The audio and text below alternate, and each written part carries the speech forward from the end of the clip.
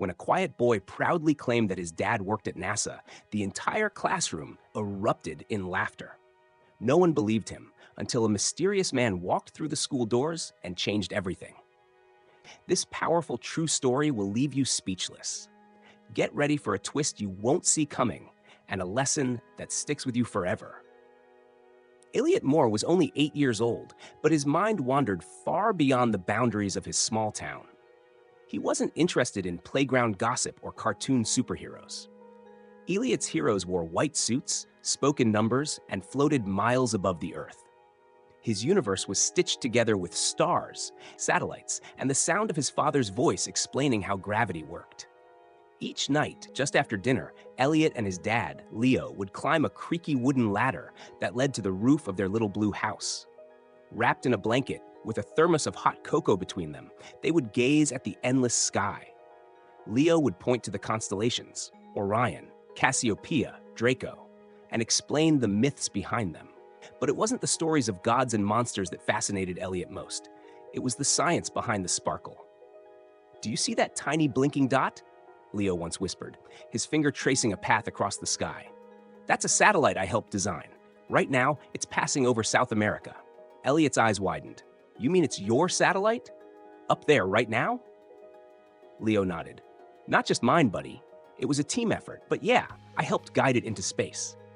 In that moment, Elliot wasn't just proud, he was changed. From then on, the night sky was no longer just beautiful, it was personal. So when Miss Trumbull stood in front of the class one bright Monday morning and announced, "Next week is Career Discovery Week. Everyone will get a chance to share what their parents do," Elliot nearly burst out of his seat. His fingers tingled, his mind raced. He already imagined himself standing in front of the chalkboard, holding his favorite toy rocket, and saying with full confidence, "My dad builds ships that leave this planet." The words echoed in his head like music. All week long, he practiced what he would say. He rehearsed in front of the mirror, in the shower, even while brushing his teeth. He didn't have to explain propulsion systems or fuel cells. He just wanted his classmates to know one thing. My dad helps humans reach the stars. It was so simple, so honest, so important to him. But beneath the excitement, a small voice inside whispered doubt. Would anyone believe him? Would they understand what his father really did? Elliot had never seen his dad wear a uniform. Leo didn't drive a flashy car or carry around a briefcase with secret codes. He wore jeans, drank too much coffee, and worked long hours at a lab Elliot had only visited once. To the world, he might not look like someone who touched the heavens. Still, Elliot believed, with all his heart. What he didn't know, what he couldn't know, was that the world doesn't always greet dreams with open arms. Sometimes it meets them with squinting eyes, crossed arms, and laughter that cuts sharper than any blade. But Elliot wasn't thinking about that yet. Not on that night. Not as he lay on the roof once more, eyes full of stars and heart full of hope, whispering to his dad, "I can't wait to tell them, Dad. I really can't wait." Leo pulled the blanket a little tighter around him and smiled. "They're gonna see just how special you are, Elliot. You speak your truth, no matter what." And up above, the sky shimmered, vast, eternal, waiting. Monday morning dawned brighter than usual, but Elliot's stomach fluttered with nerves. The sun streamed through the windows of Alderwood Elementary, casting golden patterns on the hallway floors. Banners stretched across the walls with colorful letters that read, "Career Discovery Week, Dream Big." It felt like the perfect setting for a dreamer like him. Elliot had spent the entire weekend preparing. He'd carefully drawn a picture of a sleek rocket ship, its fins sharp, its engines glowing. At the top, he wrote, "The Future." In small letters beneath it, he scribbled his dad's name, Leo Moore, rocket designer. It wasn't fancy, but to Elliot, it was a masterpiece. He walked into class, gripping that paper like it was made of gold. One by one, students stood in front of the room, proudly sharing what their parents did. Nurses, mechanics, bakers, a florist, even a professional dog trainer. Elliot listened politely, but his heart beat louder with every passing presentation. He was third from last. Almost his turn. And then it was. Miss Trumbull called his name. Elliot stood up slowly, the paper shaking in his hand. His legs felt like jelly, but he kept walking, step by step, to the front of the classroom. He glanced at his drawing, then at the eager, curious faces of his classmates. He cleared his throat and tried to steady his voice. My dad? He works with space, Elliot began, his voice soft but sincere. He helps design rockets for a company that sends them to other planets. For a moment, time paused.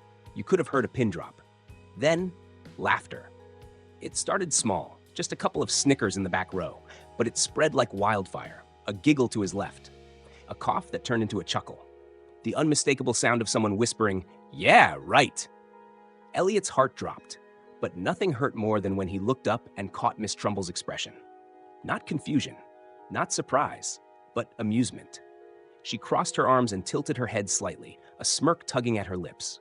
"Are you sure, Elliot?" she asked, her tone dripping with doubt. "That's quite a tall tale for someone your age." The words hit like a slap.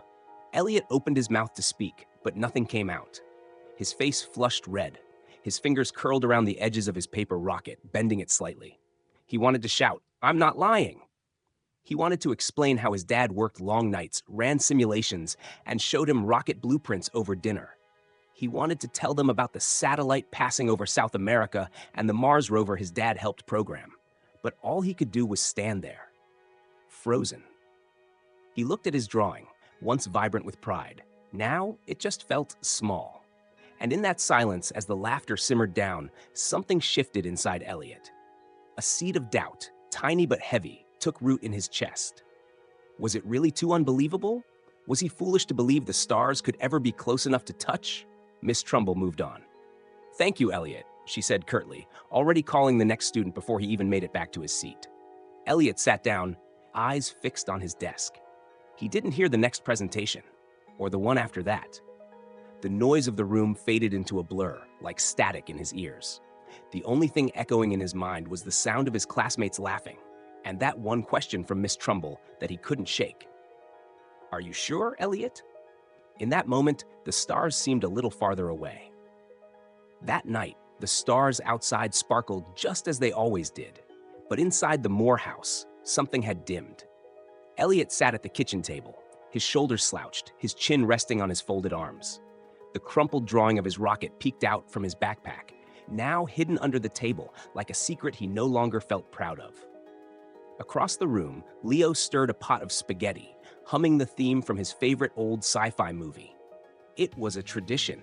Monday night was pasta night, and music from the stars always played in the background. Normally, they'd joke about what aliens might eat or debate whether Saturn's rings were solid or dust. But tonight, the silence stretched thick between them, louder than any song. Leo glanced over his shoulder and noticed the quiet. "You didn't tell them?" he asked gently, his voice soft and low, trying not to press too hard. Elliot didn't lift his head. "I tried," he whispered. "They laughed." Leo's hand froze mid-stir. He turned off the stove and crossed the kitchen in a few long strides. Then he knelt beside Elliot, placing a warm hand on his son's back. "They laughed?" he repeated, with a tone that carried more sadness than surprise. Elliot finally looked up. His eyes shimmered, glassy with unshed tears. Even Miss Trumbull, she said it sounded made up. Leo's jaw tightened, the kind of tight that only comes when someone you love has been hurt and you can't take the pain away. But he didn't scold the teacher or the kids. He didn't launch into explanations or defend himself. Instead, he reached for the fridge. There, pinned beneath a magnet shaped like a little astronaut, was a photo. He took it down carefully and held it out to Elliot. It was old, a little faded at the edges, but the image was clear. A younger Leo, wearing a NASA visitor badge, standing beside a launch pad. Behind him loomed a massive spacecraft, its nose pointed toward the sky, its fins gleaming in the sunlight.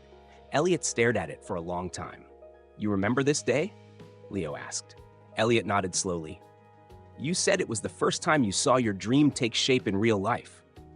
"That's right," Leo smiled.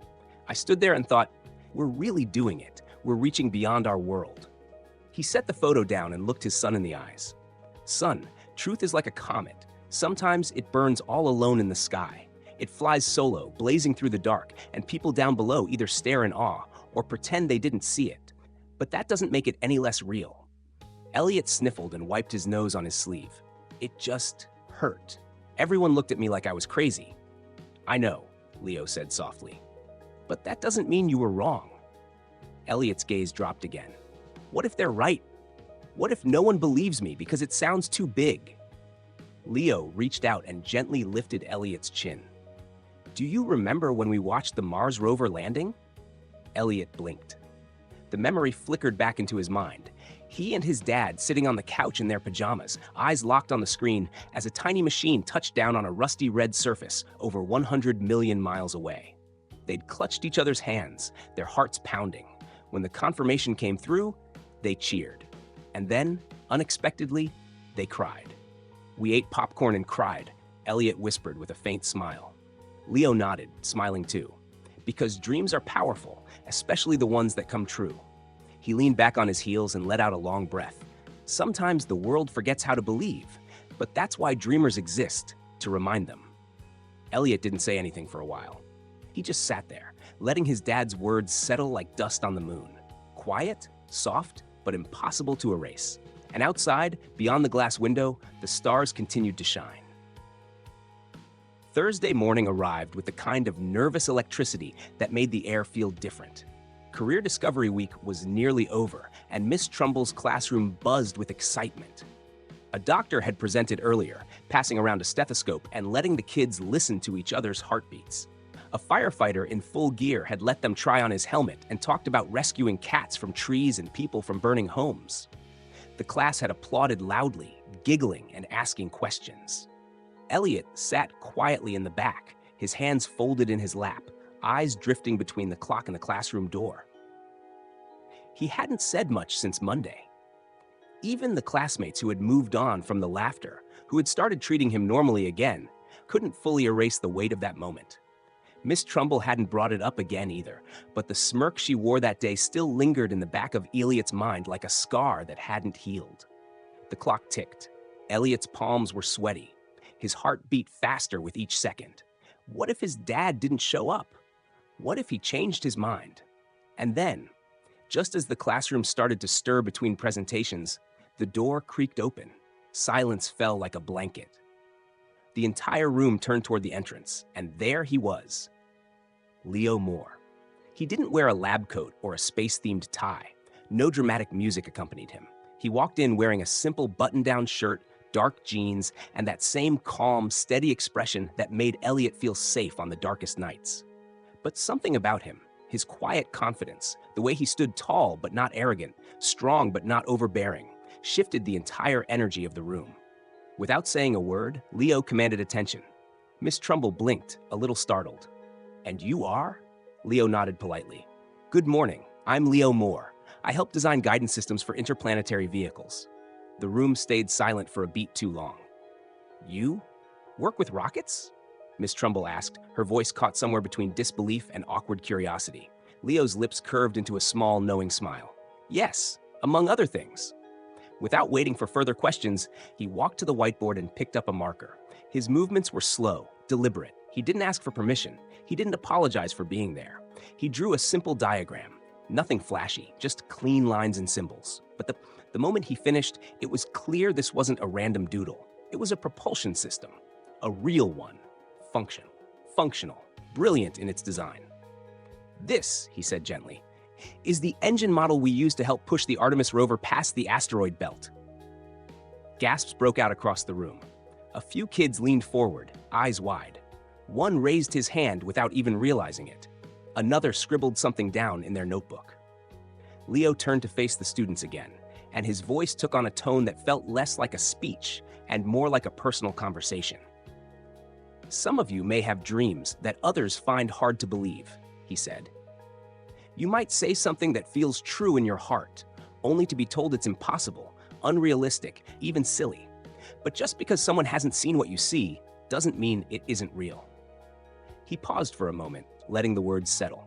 Then he looked at Elliot. The whole class followed his gaze. Leo's eyes were steady, his voice softer now, but no less powerful. And sometimes, believing in something before anyone else does, that's the bravest thing a person can do. Elliot's breath caught in his throat. His heart pounded, but not from fear, from pride, from relief, from something deeper, recognition. In that moment, Elliot felt seen, heard, validated in a way that no apology or explanation could have ever given him. He sat taller, the weight of Monday's laughter finally beginning to lift. Miss Trumbull shifted uncomfortably in her seat. She opened her mouth as if to speak, but then closed it again. For once, she had nothing to say. Leo wasn't there to prove a point. He didn't gloat. He didn't remind the room of what they had done. He just stood as proof, living, breathing proof, that what Elliot had said was true. And sometimes that's more powerful than any presentation. After that day, everything changed. The classroom no longer looked at Elliot Moore with smirks or doubt. They looked at him with something new: respect, curiosity, and just a little bit of wonder. The same students who had once laughed at his words now hung on every detail of his story. During lunch, a circle of kids gathered around him, eager to know more. Have you ever touched a rocket? Does your dad know any astronauts? What does Mars look like from the lab? Elliot answered softly, never once bragging. He didn't need to. There was something powerful in his quiet confidence now, like a rocket that had already taken off, no longer grounded by the disbelief of others. Even Miss Trumbull, red-faced and unusually quiet, pulled him aside after class. Her voice was hushed, her eyes avoiding his. Elliot, I'm sorry. I shouldn't have doubted you. Elliot looked at her for a moment, then simply nodded. He didn't need to say anything more. She had seen the truth with her own eyes. That was enough. What mattered now was that his truth had risen, and with it, so had his spirit. That night, after dinner, Elliot and his father returned to their favorite spot, the rooftop, just beneath the open sky. The blanket was a little worn now, the thermos dented from many uses. But the stars above were just as bright, just as eternal. Elliot pressed his eye to the telescope and scanned the heavens, his breath fogging up the lens. After a long silence, he whispered, "One day, I'll work up there too. I'll build something that flies beyond Jupiter, maybe even to another galaxy." Leo, stretched out beside him, turned his head and smiled. "I don't doubt it for a second, kiddo." He ruffled Elliot's hair, pulling him a little closer, and they lay side by side.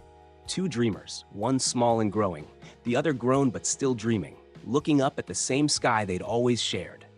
And above them, the stars twinkled, not with mockery, not with doubt, but with possibility, wide, infinite, listening.